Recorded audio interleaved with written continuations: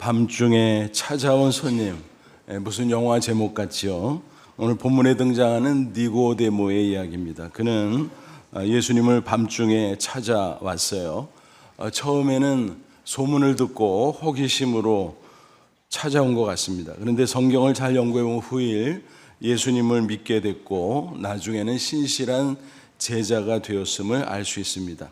그의 모습을 쭉 훑어보면 신앙의 성숙해가는 과정이 이런 거구나 우리가 알 수 있습니다. 우리도 마찬가지 이 과정을 거치면서 신앙생활을 시작하고 또 신앙이 성숙해지기를 소원합니다. 지금 우리는 교회력으로 사순절을 지키죠.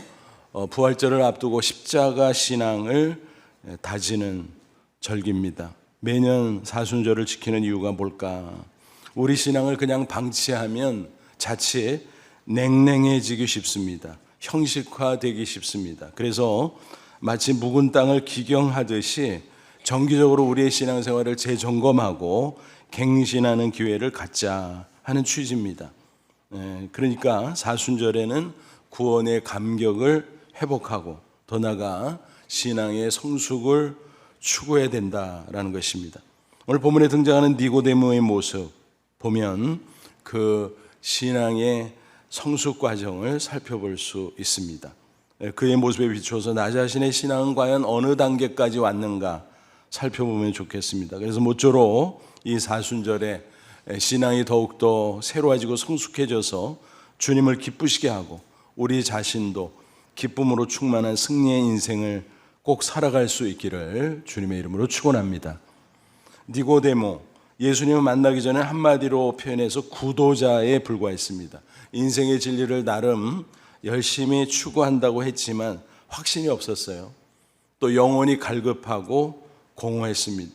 그는 본래 어떤 사람이었을까? 3장 1절은 이렇게 소개합니다. 그런데 바리새인 중에 니고데모라는 사람이 있으니 유대인의 지도자라. 그 당시 이스라엘 사회에는 종교와 정치가 한 묶음이었어요. 그래서 종파가 정파이기도 했습니다.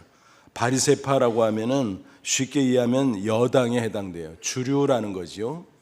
그래서 주류에 속한 상류층 인사, 바리새인이라는 말을 통해서 우리는 그렇게 이해할 수 있습니다. 특별히 그는 유대인의 지도자라 그랬어요. 이건 그 당시 산헤드린 공회 의원 중에 하나였다라는 거예요.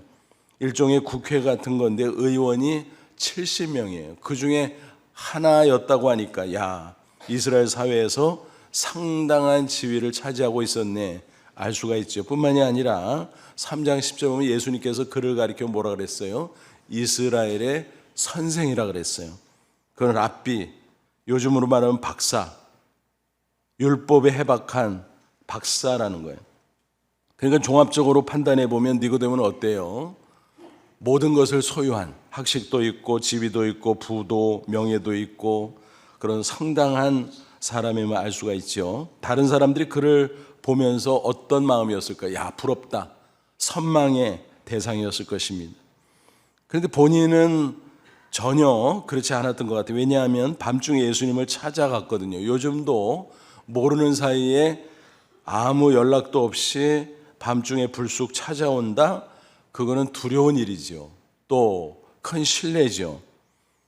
그 당시는 전기불도 없을 때였는데 정말 파격적인 일이 아닐 수 없는 것입니다. 그러면 니고데모는 왜 예수님을 한밤중에 그렇게 찾아갔을까?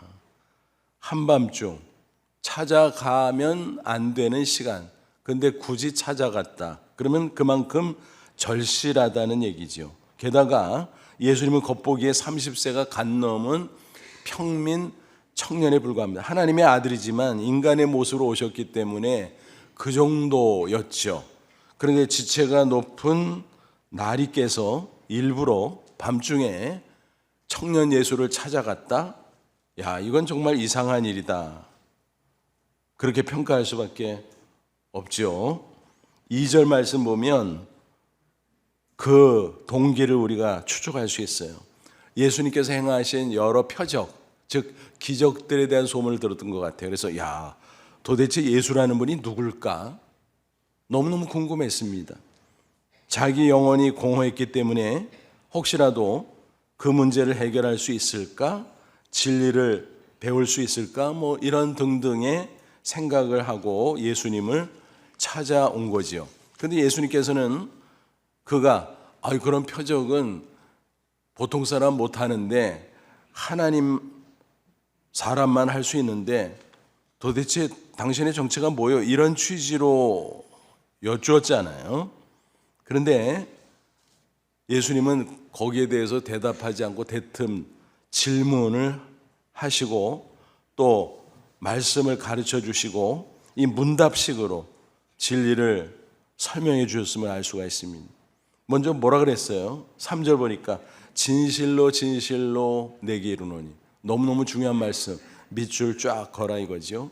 그래서 거듭나지 않으면 하나님 나라에 들어갈 수 없다, 하나님 나라 볼 수 없다, 뭐 이런 말씀을 하셨습니다. 거듭나는 건 다시 태어난다는 거거든요. 근데 이 말귀를 못 알아들은 니고데모가 뭐라 그래요? 육신적으로만 생각한 거죠. 아니, 내 나이가 몇인데 다시 어머니 뱃속에 들어갔다가 태어나라고요? 그게 가능합니까? 그러니까 예수님께서 뭐라 그래요?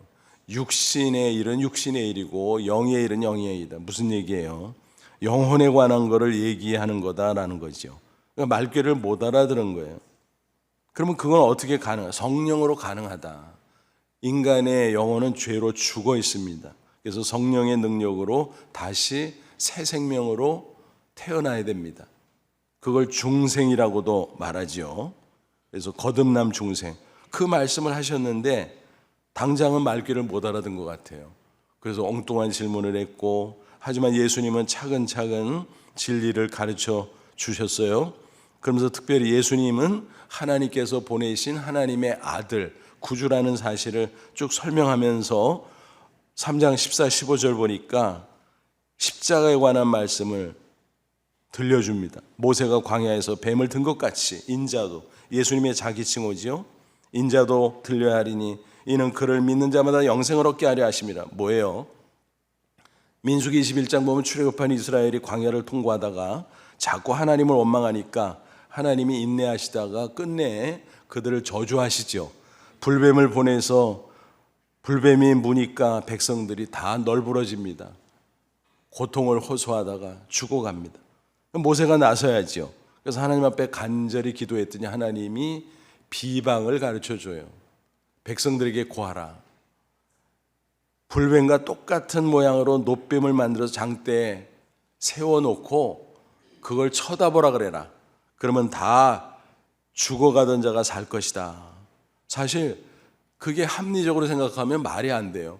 아니, 지금 불뱀이 물려서 신많은 사람들이 그 꼴도 보기 싫을 텐데 그 모양으로 놋뱀을 만들어서 달아놓고 쳐다보라고? 약을 발라주는 것도 아니고 안수기도 해주는 것도 아니고 그렇잖아요. 그러나 믿음이 있는 사람은 하나님의 말씀에 믿음과 순종으로 반응하겠지요. 정말 그렇게 했더니 죽어가던 사람들이 깨끗하게 치유되어서 생명을 얻을 수 있었다라고 하는 것입니다. 예수님께서는 그 사건을 가지고 와서 십자가의 원리를 설명하셨어요. 내가 십자가에 못 박혀 죽을 것이다. 높이 달려. 그러면 믿음으로 바라보면 다 죄로 영원히 죽을 수밖에 없는 인간이 거듭나서 새 생명을 얻게 될 것이다. 그리고 그 믿음은 성령을 통해서 이루어지게 될 것이다. 뭐 이런 식으로 쭉 말씀을 해 주셨어요. 그러면서 유명한 요한복음 3장 16절 말씀을 전해 주셨죠. 하나님의 세상을 이처럼 사랑하사 독생자를 주었으니 하나님의 외아들 예수 그리스도를 가리키지요. 이는 그를 믿는 자마다 멸망하지 않고 영생을 얻게 하려 함이라. 그래서 예수님 자신이 하나님의 아들 구주라는 사실을 증거해 주셨고, 나를 믿는 자는, 특별히 십자가에 달릴 때 나를 믿는 자는 멸망하지 않고 영원한 사망에서 구원받아 영생을 얻게 될 것이다 라고 가르쳐 주셨습니다. 이 말씀을 쭉 읽다 보면 니고데모가 이 말씀을 듣고 믿었나 안 믿었나 정확하진 않아요. 그죠? 그런데 니고데모의 그 뒤에 그 흔적을 성경에서 우리가 찾아볼 수 있어요.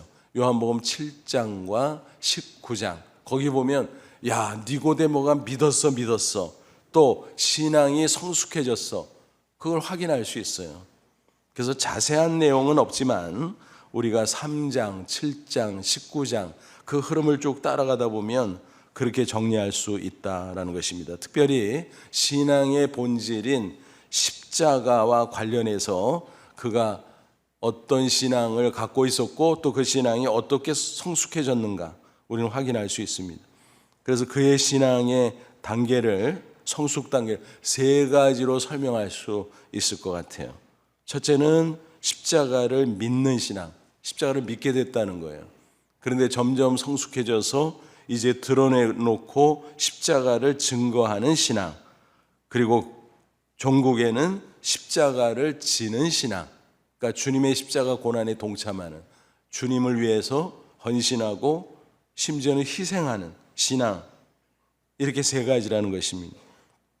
이런 과정을 거치면서 니고데모는 점점 성숙해졌다라는 것입니다. 차례대로 보죠. 첫째, 십자가를 믿는 신앙입니다. 이 기본 신앙이죠. 하나님의 아들이신 예수님이 왜 십자가에 매달려 죽는가? 인간들의 죄를 대신한 거죠. 그래서 대속의 십자가입니다. 그것을 인정하고 받아들이는 십자가 신앙이 있을 때 죄와 사망에서 구원받고 영원한 생명을 얻는 거 아니겠습니까? 그게 예수님께서 니고데모에게 설명해 주신 말씀의 핵심이었습니다.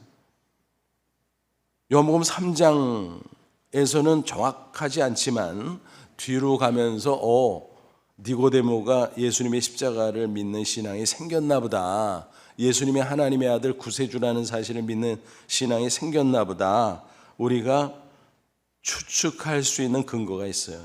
요한복음 7장 보면 점점 공생의 사역이 무르익어가는 가운데 열광하고 환호하는 백성들도 있었지만 반대편에서는 특별히 기득권층인 바리새인 중심으로 예수님을 대적하고 심지어는 예수님을 핍박하고 나중에는 죽이려고 하는 그런 움직임이 점점 고조되고 있었습니다. 그런 가운데 니고데모는 예수님을 옹호하는 발언을 하게 됩니다. 요한복음 7장 50절부터 52절, 그 중에 한 사람 곧 전에 예수께 왔던 니고데모가 그들에게 말하되, 니고데모가 딱 나타나죠. 우리 율법은 사람의 말을 듣고 그 행한 것을 알기 전에 심판하느냐? 그들이 대답하리되 너도 갈릴리에서 왔느냐? 찾아보라. 무슨 얘기예요? 예수님이 갈릴리 나사렛 출신이잖아요. 그러니까 이들은 예수님을 싫어하고 나사렛, 갈릴리 나사렛 출신 시골뜨기라고 무시하고 반대하고 있는 거예요. 그러니까 예수님은 어떻게 해서든지 흠집을 내려고 하는데 니고데모가 아니 당신들은 그 말을 듣고 그 행위를 잘 살펴보고 심판해야지 무조건 정죄하고 무조건 비난해? 무슨 말이에요? 자기는 그 말 속에 암시가 있죠. 자기가 예수님의 말씀을 들어봤다라는 거예요. 그리고 그분의 그 사역을 봤다라는 거예요. 믿는다는 거죠, 결국. 드러내놓고 막 얘기는 안 했지만 믿는 사람임을 우리는 분명히 알 수 있습니다. 그러니까 바리새인들이 화가 나가지고 당신도 시골 갈릴리 출신이야? 왜 그 사람 편들어?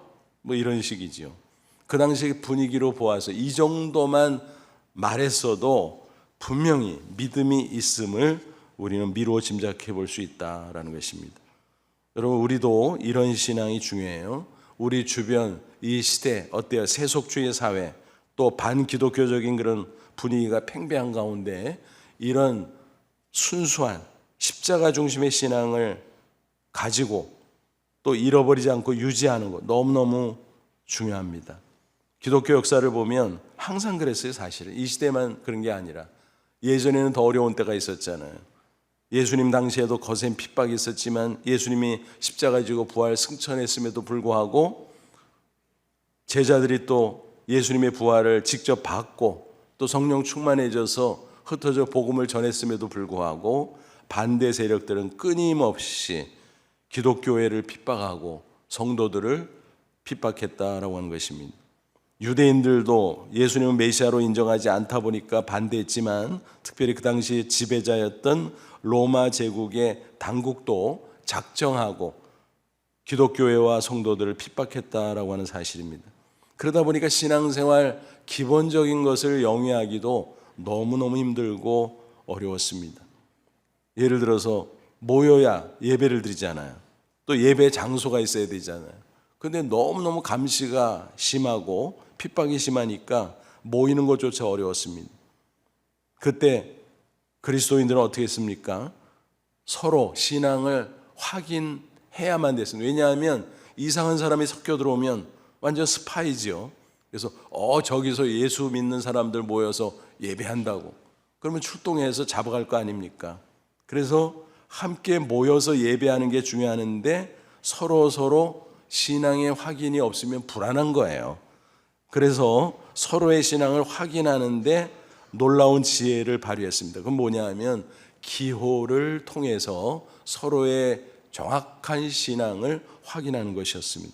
여러분도 잘 아시는 익투스라는 거죠. 이런 기호.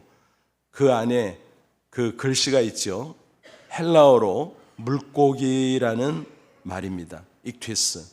근데 물고기 이 안에 상징이 들어있죠. 원래는 문장인데 예수 그리스도는 하나님의 아들 구세주, 헬라어로 예수스 크리스토스 세우 피오스 소테르 이런 문장이거든요. 근데 그 각 단어의 첫 글자를 떼어서 조합해 보니까 익투스가 된 거예요. 그러니까 그 상징 속에 있는 신앙 고백을 믿고 확신하는 사람들은 이 기호를 그리면서 나는 예수 믿는 사람이요, 구원받은 성도요, 그거를 고백하고 표현했다라는 것입니다. 그러니까 이 기호를 서로 그려가면서 당신도 예수 믿어, 나도 예수 믿어. 그래, 저쪽 가면 예수 믿는 사람들 모여 있어. 그쪽에서 우리 예배하거든. 갑시다. 뭐 이런 식이 된 거죠.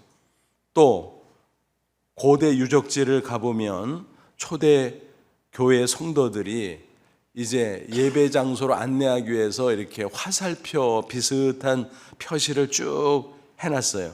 근데 자세히 화살표가 아니라 바로 이 익투스 표시죠. 그래서 교회, 은밀한 예배 장소로 가는 화살표로도 사용됐다는 것입니다. 더 나아가 이 익투스는 뭐예요? 천국으로 향하는 화살표라고 할 수도 있죠. 그렇습니다. 우리가 이 화살표의 기호를 그리면서 예수 그리스도 하나님의 아들 구세주라는 정확한 신앙 고백을 할 수 있다면 우리는 죄와 삶에서 구원받고 영생 얻은 천국 갈 백성이 된 줄로 믿습니다. 그러므로 우리 각자 이 신앙을 정확하게 확인하고 고백하는 게 중요하다라는 것입니다. 로마서 10장 9절 10절 보면 사도 바울이 증거했습니다. 내가 만일 내 입으로 예수를 주로 시인하며 또 하나님께서 그를 죽은 자 가운데 살리신 것을 십자가와 부활을 믿으면 내 마음에 믿으면 구원을 받아 사람이 마음으로 믿어 의에 이르고 입으로 시인하여 구원에 이르느니라. 그래서 마음으로 믿고 입술로 고백하고 그러면 의인이 되고 또 구원받고 영생 얻은 하나님의 자녀가 된다라는 말씀이죠. 그래서 이 고백이라는 게 중요한데요. 그런 점에서 세례 예식이 정말 중요합니다. 세례 예식은 뭐예요? 세례를 받아야 구원받는 건 아니에요. 믿음으로 구원받지. 근데 믿음을 확인하고 이 사람이 믿음을 구원받았구나 하는 것을 외적으로 표시해 주는 게 세례죠. 그래서 이 표시하는 세례도 굉장히 중요하다는 사실을 우리는 기억해야 될 것입니다. 그래서 교회에서 세례 예식을 정기적으로 거행하잖아요. 그래서 앞두고 교육을 시키죠. 하나님의 말씀 평소에도 듣고 공부하지만 다시 핵심적인 신앙의 내용을 쭉 가르치고 그 다음에 문답을 하죠. 1:1 면접입니다. 그래서 이번에도 세례 예식이 있는데 오늘 이제 앞두고 교육, 어제 문답 1:1 면접, 그래서 여러 가지 그 질문을 해보면 이 사람이 진짜 예수님은 하나님의 아들 구세주로 믿는구나, 십자가와 부활을 믿는구나, 그거를 확인할 수 있어요. 그럼 이 사람은 믿음으로 구원받은 사람이야. 그래서 교회 앞에 세워서 다시 한번 고백하게 하고 그걸 확인한 후에 목사가 이제 물 세례를 베풀게 되는 것입니다. 그러면 그 사람은 뭐예요? 십자가 신앙으로 고백하는 걸 보니까 구원받았구나, 표시해 주자. 그리고 교회 멤버로 함께 하자. 그게 세례 예식인 것입니다. 이렇게 중요한 세례 예식이기 때문에 예수님의 십자가를 믿는 신앙이 있다면 결코 세례를 기피하거나 또 미루면 안 되는 것입니다. 이따금 보면 어떤 분들은 자꾸 미뤄요. 다음에. 아니, 믿으면 즉시 세례인데 뭘 다음에요? 그러지 않아도 기본적으로 교회에서 교회에 출석하고 믿은지 6개월 학습, 그 다음에 6개월 이상 지나면 세례, 그렇게 충분히 시간을 주는데 응하지 않고 시간이 계속 가는데 다음에 그러면 안 되는 것입니다. 믿음으로 구원받지만 세례 받음으로써 신앙을 확증해서 본인의 신앙도 견고해지고 또 공적으로 모든 사람 앞에 인정받고 함께할 수 있는 것입니다. 물론 계속 강조합니다만 오직 믿음으로 구원받는 게 맞기는 해요. 그래서 어떤 경우는 믿었는데 세례 기회가 주어지지 않았어. 그건 뭐 할 수 없죠. 그래도 믿음으로 구원받기는 합니다. 그 대표적인 예가 뭐예요? 예수님께서 십자가에 못 박혀 계실 때 좌우편에 강도들이 있었잖아요. 그들이 예수님을 오해하고 처음에는 막 욕했어요. 막 백성들이 막 예수님을 저주하니까 자기들도 덩달아서 막 저주하고 욕하고. 근데 한참 그러다가 한 사람이 심경의 변화가 됐어요. 왜냐하면 예수님께서 십자가에 달려서 말씀하시는데도 야, 어떻게 저런 말씀을 하시지? 또 원수들을 위해서 용서하고 기도까지 하시고, 야, 저분은 오히려 조롱하고 비난하지만 그 말들이 오히려 진짜구나. 이분은 하나님의 아들 구세주가 맞구나. 죄가 없으신 분이지만은 애매하게 십자가에 못 박혀 죽으시는구나. 그래서 나중에 한 사람은 완전히 회개하고 예수님 앞에 신앙 고백을 하죠. 당신의 나라에 들어갈 때 나를 인도해 주세요. 그때 예수님께서 알았다. 믿음을 인정해 주시죠. 그리고 내가 오늘 나와 함께 낙원 천국에 들어갈 것이다 라고 말씀하셨습니다. 그 사람은 세례받을 기회가 없었잖아요. 믿자마자 즉시 운명했으니까. 그래서 그 모습을 보면 믿음으로 구원받는다는 말이 확실하구나. 맞습니다. 근데 세례가 왜 필요하냐? 그 믿음을 견고하게 세우고 또 공적으로 인정받아야 신앙 공동체, 교회 구성원이 될 수 있기 때문인 것입니다. 그러므로 기회가 주어질 때 세례를 꼭 받아야 되고 또 적극적으로 기회를 만들어야 돼요. 그럴 때 십자가를 믿는 신앙을 확인할 수 있는 것입니다.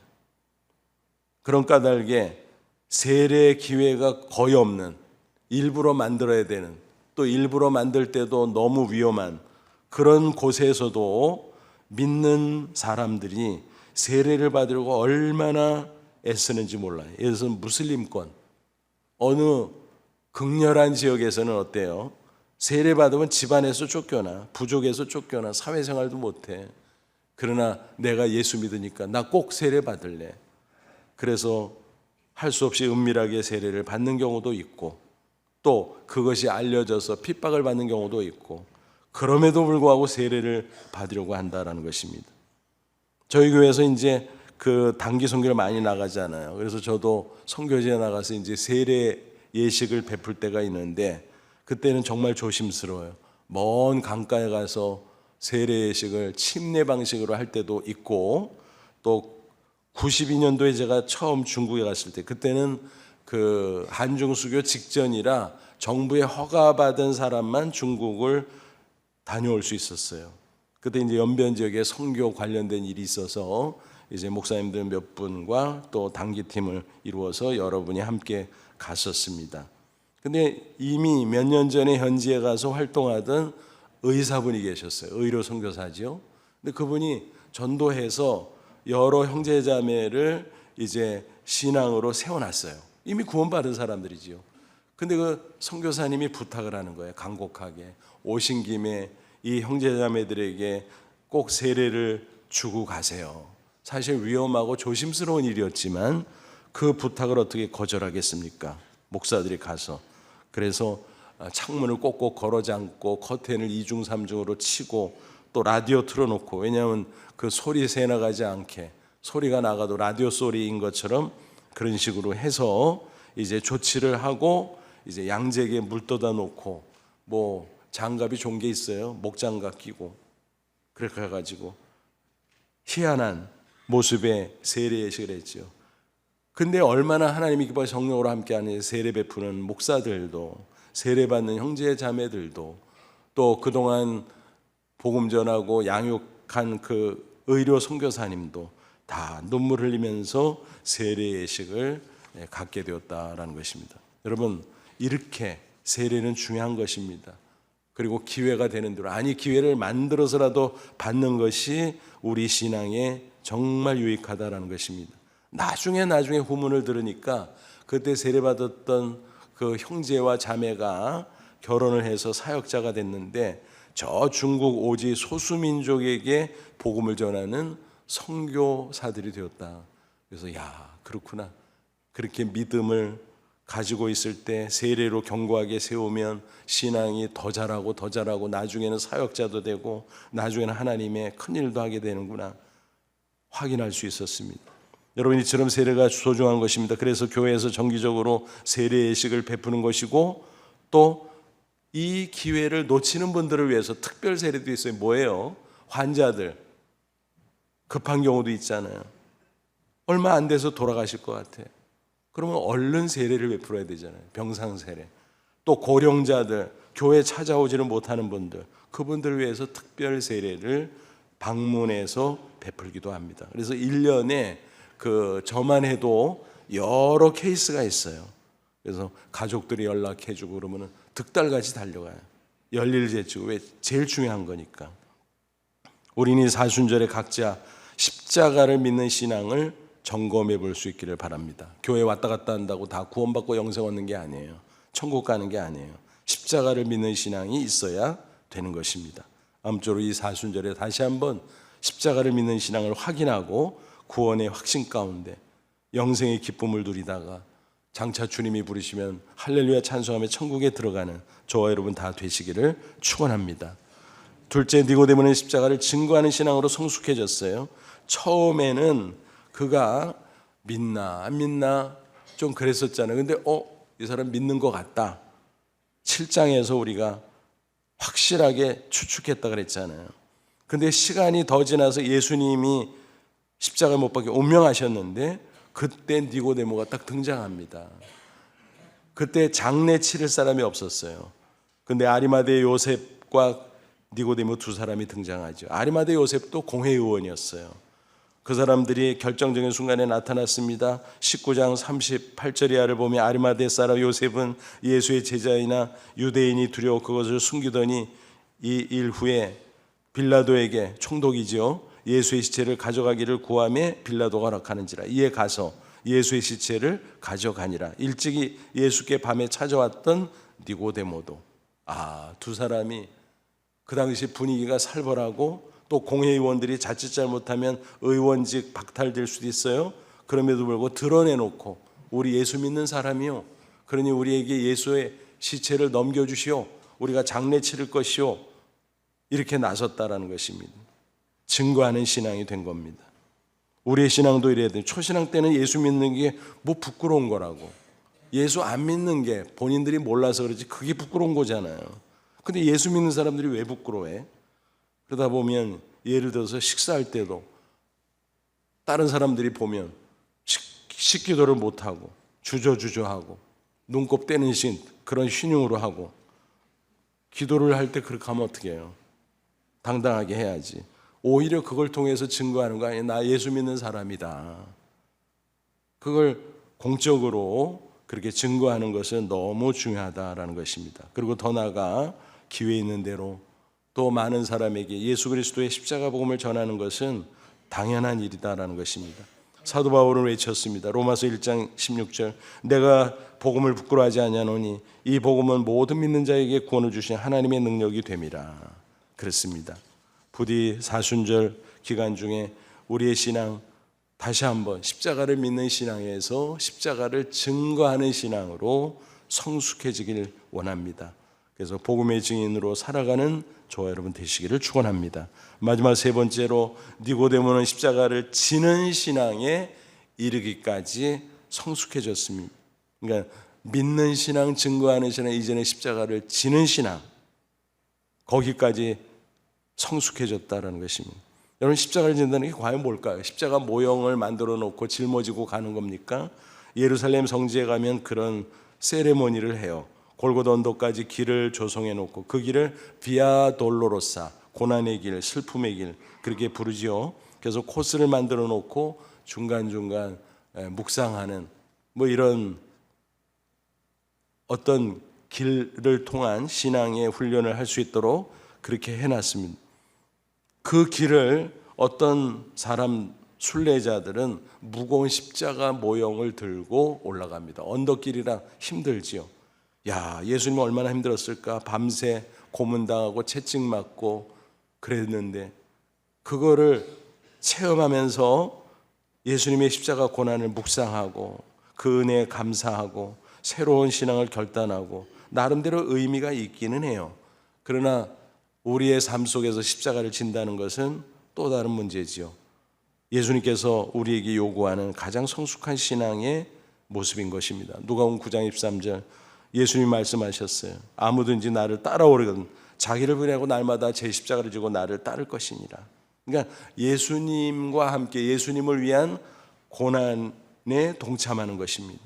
그것을 위해서 헌신하고 심지어는 희생도 감수하고 그게 십자가를 지는 신앙인 것입니다. 니고데모 아리마대 요셉이 그랬잖아요. 결정적인 순간에 나섰어요. 예수님께서 운명하셨을 때는 금요일 오후 3시였어요. 유대인의 시간은 오후 6시에 하루가 시작되거든요. 그러니까 3시간 후면 안식일이에요.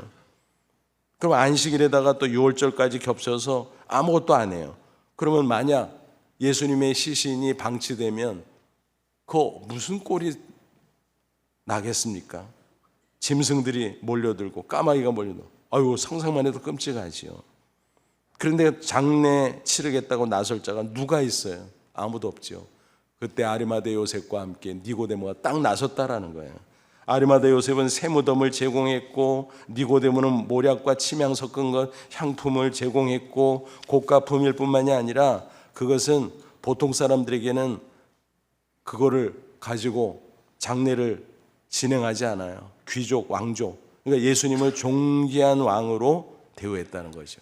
하나님의 아들 구세주로 인정하고 믿고 따르는 것을 우리에게 간접적으로 보여주는 중요한 모습이죠. 특별히 유대인의 율법 규정상 시신을 만지면 7일 동안 부정해서 제사에 참여할 수 없어요. 6월절 행사 참여 못해요. 그 모든 것을 포기하더라도 예수님의 시신을 직접 만지며 염습을 하면서 장례를 치렀다는 것, 그 헌신은 엄청난 거지요. 바로 십자가를 지는 신앙이었습니다. 주님을 위해서 자신의 몸도 마음도 물질도 다 드렸다는 것입니다. 여러분, 우리의 신앙의 지향점은 여기까지예요. 십자가를 지는 신앙까지. 십자가를 믿는 신앙으로서 천국은 가요. 그러나 주님께서 우리에게 원하시고 기대하는 바는 십자가는 지는 신앙까지라는 것을 꼭 기억할 수 있기를 바랍니다. 초대교회 성도들은 예수님을 증거하다가 실제로 그 십자가 때문에 죽임을 당하는 경우도 있었어요. 오늘날 우리들의 경우는 어때요? 순교 같은 거창한 것은 그럴 기회도 없지요. 그 대신 삶의 현장에서 가정에서나 직장에서나 교회 내에서나 주님의 영광을 위해서 또 복음을 위해서 내가 할 수 있는 몫을 찾아내고 그런 일을 위해서 헌신하면 그 삶 자체가 십자가를 지는 신앙이다라는 것입니다. 또한 그럴 때 승리할 수 있어요. 그게 부담스럽게 생각하지만 결과적으로는 우리에게 더 큰 축복과 승리가 주어진다는 사실. 15세기 독일 기독교 사상가 토마스 아켄피스가 이런 말을 남겼잖아요. 기쁜 마음으로 십자가를 지십시오. 그러면 십자가가 당신을 지고 갈 것입니다. 그렇습니다. 내가 십자가 지고 아이고 부담되고 무거워서 어떡하나. 근데 그게 아니라 가다 보니까 십자가가 나를 지고 가. 그런 놀라운 체험을 하게 된다는 것입니다. 제 신학교 동기 중에 평택에서 목회하는 목사님이 계세요. 한 번은 이런 간증을 들려주더라고요. 그 교회 주변에 그 이주민들, 특별히 중국인들이 이렇게 많아서 아, 우리 교회도 이주민 선교해야 되겠다. 그래서 그 이주민 선교부를 그 개설하고 어느 집사님에게 책임을 맡겼대요. 근데 그분은 중국어 한마디도 못해. 그러니까 얼마나 어렵겠어요. 중국 사람들 와갖고 막 샬라대는데 뭐 알아듣지도 못하고. 막 심지어는 교회에 와가서 막 담배까지 뻑뻑 피고 막 이런데요. 그러니까 어떻게 컨트롤하기가 어려웠는지 그래도 맡았으니 순종하고 헌신했다고 합니다. 그러다가 기왕하는 거 중국어 공부하자. 그래서 열심히 공부했다는 거예요. 근데 가만히 보니까 너무 좋은 찬스야. 원어민들이 매주일 오잖아. 그래서 생활 중국어. 그러다 보니까 중국어를 나중에는 웬만한 생활 중국어 정도는 구사하게 되었다라는 것입니다. 근데 회사에서 어떤 일이 벌어졌는가 하면 LG 다녔는데 중국 지사에 보낼 사람을 찾는데 마땅한 사람이 없는 거예요. 그러니까 그래도 생활 중국어를 해야 책임을 맡길 텐데. 근데 이분은 직급이 낮았어요. 근데 회사에서 에이, 그럼 뭐 승진시켜서 보내지. 그래서 승진 발령에서 파견되었다라는 것입니다. 그래서 그 목사님이 그러더라고요. 아이, 그 집사님은 헌신하다가 수지 맞았어요. 그렇습니다. 십자가 지는 것 같은데 그 십자가가 져주는 거예요, 거꾸로. 그래서 오히려 삶이 형통하고 기쁨이 있고 보람이 있고 하나님의 승리가 있고 그렇다는 것입니다. 이 사순절에 오늘 말씀 꼭 기억하시기 바랍니다. 니고데모가 처음에는 어리벙벙했어요. 그러나 성령께서 함께하니까 거듭나고 믿음이 생기고 십자가를 믿는 신앙, 더 나아가서 증거하는 신앙, 더 나아가서 십자가를 지는 신앙까지 성숙하게 되었음을 알 수 있습니다. 아무쪼록 저와 여러분도 사순절 기간을 통해서 이처럼 점점 더 성숙해지는 신앙으로 나아가고 그 신앙으로 하나님의 은혜와 또 축복과 승리를 맛보시기를 주님의 이름으로 축원합니다. 기도하겠습니다. 이 말씀 붙잡고 기도하자. 하나님, 그렇습니다. 니고데모의 모습을 추적해 보면서 그가 말귀도 못 알아듣는 영적으로 우둔한 자였지만 거듭나고 믿고 이제는 십자가를 믿는 신앙, 증거하는 신앙, 지는 신앙까지 성숙했음을 봅니다.